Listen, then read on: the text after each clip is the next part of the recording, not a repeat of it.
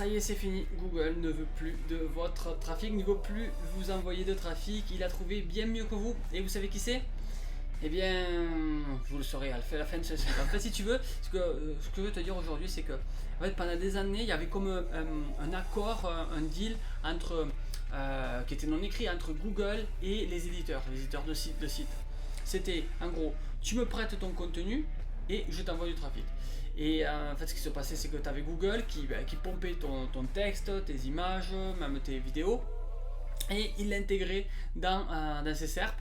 Et en échange, si l'extrait te donnait envie, l'utilisateur il cliquait et puis tout le monde s'est retrouvé. Et puis toi, tu avais du trafic. Enfin voilà, tout le monde s'est retrouvé en théorie parce que.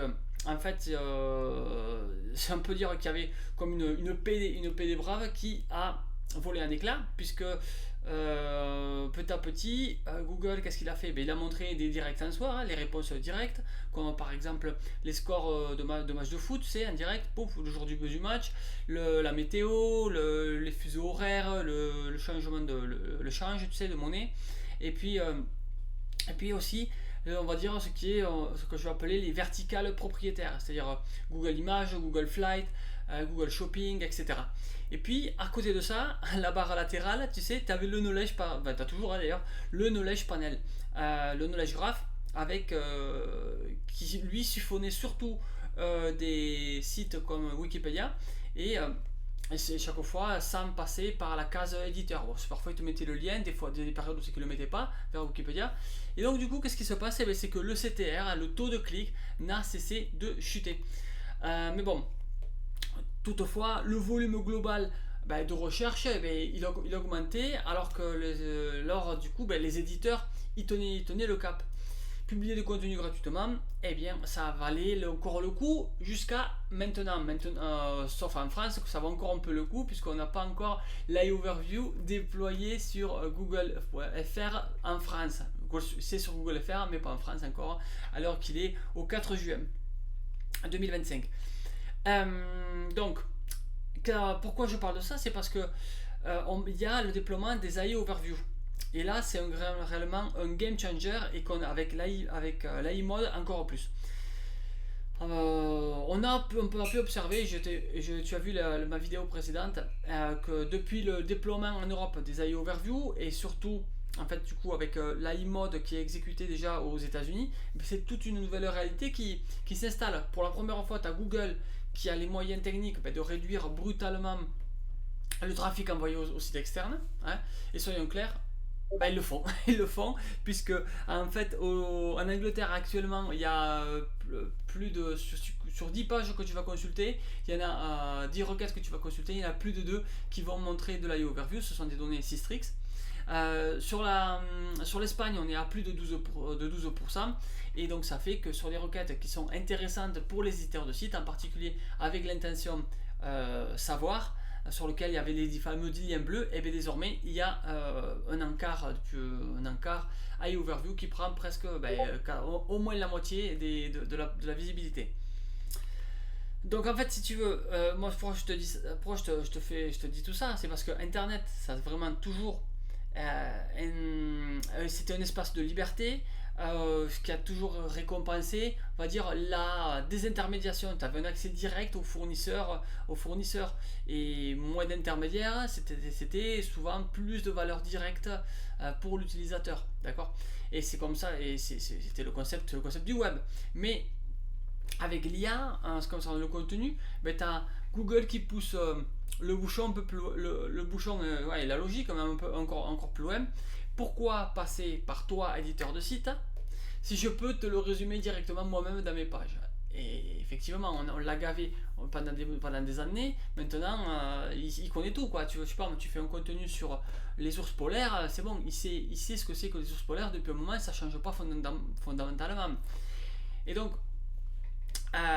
pendant que tu as les éditeurs qui rament, et bien tu as Google qui signe en plus de ça des deals avec qui? Avec Reddit, hein, ça fait, dans leur secteur ça fait un gros bruit ce genre d'accord, mais également avec d'autres sources de contenu, pas seulement des sources qui sont générées par des humains, mais aussi avec avec El País, avec Le Monde, etc. pour qu'ils aient la source, la vraie source sans passer par les éditeurs.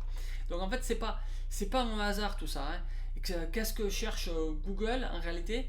Eh ben, c'est simple, c'est de la donnée chaude, vécue, discutée, humaine, pas des articles fermentés qui reprennent de la donnée justement ou qui sentent la production SEO à plein nez quoi, et à la chaîne en plus. Donc le résultat c'est quoi? C'est que les éditeurs traditionnels ils sont de plus en plus perçus comme une couche inutile. D'accord? Une étape que l'IA, elle peut zapper sans scrupule. Quoi. Elle va directement à la source, elle fait du contenu qui est encore mieux que celui de l'éditeur. Donc est-ce que ça va valoir le coup de continuer à produire? C'est justement un peu le dilemme du prisonnier, mais version SEO. C'est parce que c'est le dilemme du prisonnier. Ce sont trois prisonniers qui ont une offre. Je te le mets dans la description. Je vais avancer sur ça. On va dire que tu connais le dilemme du prisonnier sur la prise de décision. Parce que c'est là que en fait ça devient pervers si tu veux. Si chaque éditeur il essaie de sauver sa peau en concluant des deals individuels avec le grand G, c'est que ou alors sinon l'autre possibilité c'est qu'il fasse un mur de paiement, tu sais, un paywall, c'est qu'il te montre une partie du contenu et ensuite il te faut payer. Alors imagine-toi que tu fais ça pour ton propre site, toi qui es éditeur de sites sur la pêche par exemple, en fait tout le monde va y perdre sauf Google. Pourquoi? Parce que en fait ceux qui vont céder trop vite, ils vont renforcer Google. Hein, ceux qui ferment trop fort poussent Google à résumer sans vergogne. Et puis ceux qui restent ouverts, ils deviennent de la chair à IA, complètement. En fait, ce qu'ils mettent en place, c'est une vraie stratégie de diviser pour mieux régner. Hein, et dans ce jeu-là, si les éditeurs ne se coordonnent pas, le secteur entier va se faire bouffer. Tu le vois d'avance. Et niveau solidarité, ça va être compliqué. Il y a toujours une personne qui va, comme dans le dilemme du prisonnier, il y a toujours un qui va donner sa langue. Donc en fait, qu'est-ce qu'on peut faire? Ou qu'est-ce qui se passe? C'est-à-dire que l'éditeur, et je fais partie des éditeurs, j'ai moi-même des sites, notamment en Espagne. Si vous voulez des liens, contactez-moi.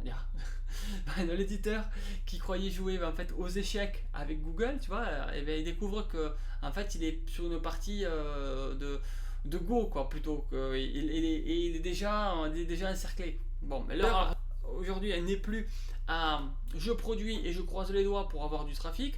En fait, je crois qu'il faut repenser la distribution, le branding, les formats, la valeur perçue, et arrêter de dépendre à 90% de la ferme à clic qui est devenue Google. Et pour ça, pour devenir une marque, c'est encore possible. Alors en plus en France, c'est encore possible parce qu'on a encore de la visibilité. iOverview n'est pas déployé ce 4 juin.